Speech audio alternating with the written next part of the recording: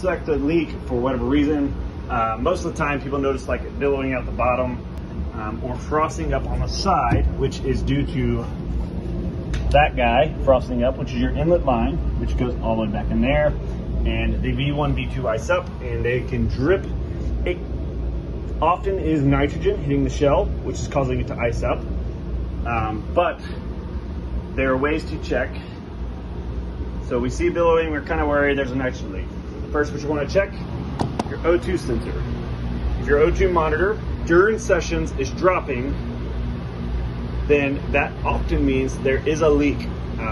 If it's doing it without a session, then it's likely the leak right for the connection right before the V1, which are considered union connections usually. But that tells us if there's a leak. So we'll check that.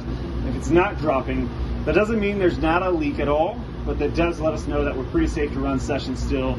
We just want to look to see if there's leaks.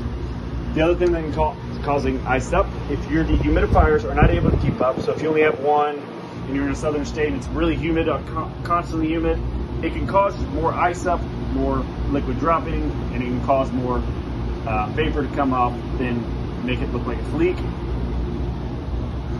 So make sure the humidifiers are on and running, being emptied out consistently.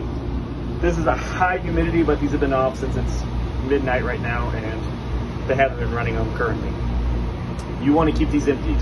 So have your staff constantly up to them. You want to keep your humidity ideally below 40. If you're getting into the 50s and high 50s, you need to either adjust the settings on these, which normally they can adjust like that, and that's going to be your set point, and it's going to try to get to there. It's going to work harder, meaning you have to empty them more, but if that's the case and it's not able to keep up, you might need a second unit to get you where you need to be.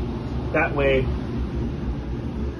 your expensive machine can run the way it needs to run, because we want to take care of it as best we can to help sensors, to help the Arctic in itself, to help your client's experience be as great as possible. So first things to check, O2 monitor, make sure your dehumidifiers are being emptied consistently. Even if you're not having these issues, always make sure the dehumidifier is emptied and going good. After that, we would check the back connections, and I'll show you the V1, V2.